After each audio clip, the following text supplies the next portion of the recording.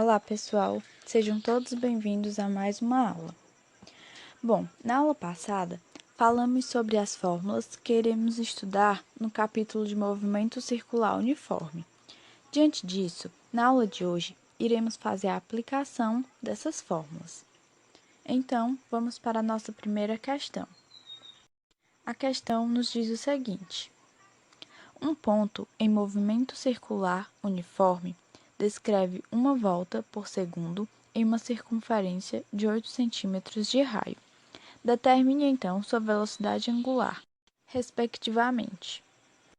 Então, vamos iniciar nossa resolução anotando os dados que a questão nos forneceu.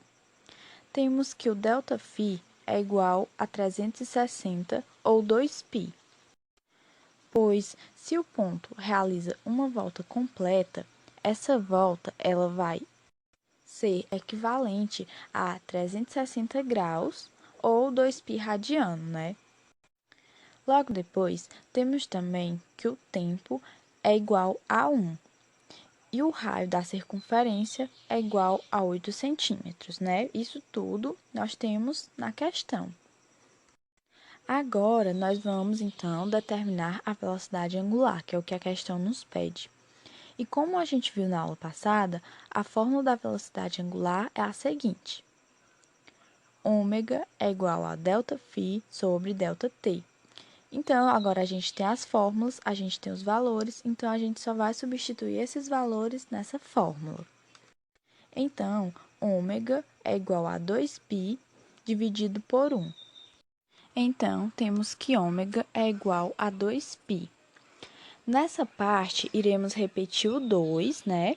E iremos substituir o π por 3,14. Lembrando que 3,14 é o valor fixo de π, né? O π, ele tem um valor próprio, né? Que, no caso, é 3,14. Então, fazendo essa multiplicação, temos que a velocidade angular do ponto é de 6,28 radianos por segundo, ok? Agora, vamos para a nossa segunda questão, que nos diz o seguinte: um carrinho vermelho se encontrava em uma pista circular, onde o ângulo no qual ele estava formava 30 graus, com a velocidade angular de 120,3 graus.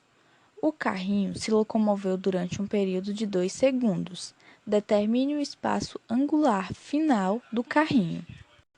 Bom, nessa questão, a gente vai utilizar aquela fórmula que eu falei para vocês na aula passada, que a gente ia utilizar quando a questão nos desse muitos valores que não pudessem ser calculados em uma fórmula de velocidade angular e nem de deslocamento angular, né? Então, a gente vai calcular pela fórmula geral do MCU.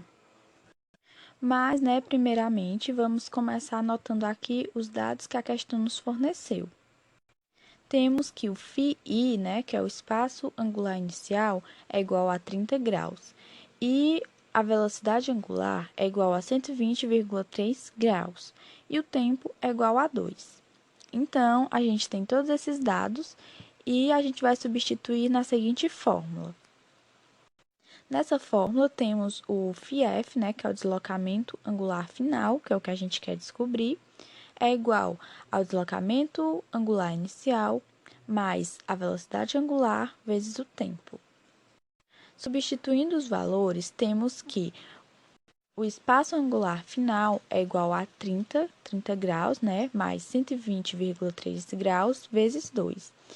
Então, a gente vai começar logo multiplicando esse 120,3 vezes o 2, que vai ficar da seguinte forma.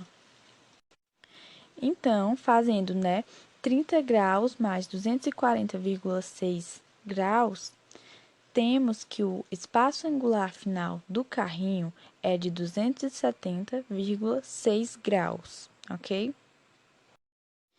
Bom, agora vamos para a nossa terceira e última questão, né? Que nos diz o seguinte: imaginando que a Terra apresente apenas o movimento de rotação, determine a velocidade angular desse movimento. Dê a resposta em graus por hora. Bom, para a gente resolver essa questão, nós iremos utilizar a mesma fórmula que utilizamos na primeira questão, né, sobre velocidade angular. A questão nos fala, né, sobre a rotação da Terra. Ela diz que é para imaginarmos que a Terra possui apenas a rotação, né? Porque nós sabemos que a Terra ela possui a rotação e translação. Mas na questão, a questão nos diz para considerarmos apenas o movimento de rotação. E o que seria o movimento de rotação? É o movimento que a Terra realiza quando ela gira em torno de si mesma, né? Ou seja, do seu próprio eixo. Então, como a Terra ela realiza uma volta completa em torno de seu próprio eixo, o deslocamento dela, o deslocamento que ela realiza é de 360 graus, né? Porque uma volta completa em uma circunferência equivale a 360 graus. E também, né, para que a Terra realize esse movimento de rotação, né, de completar uma volta em torno dela mesma, ela leva aproximadamente 24 horas, né, que é um dia que a gente chama aqui na Terra. Então, esse valor de 24 horas, ele será substituído nessa parte da variação do tempo. Então, a gente já tem o delta φ, que é o 360 graus, né, que é o deslocamento dela. E temos também o tempo, né? Que é em 24 horas ela realiza essa volta de 360 graus, ok? Então, a gente agora substitui esses valores na fórmula e a gente divide. Então, vamos ter que ômega é igual a 15 graus por hora. Ou seja, né, a cada 1 hora, a Terra se desloca em uma velocidade de 15 graus, ok? Então, gente, essa foi a nossa última questão, né?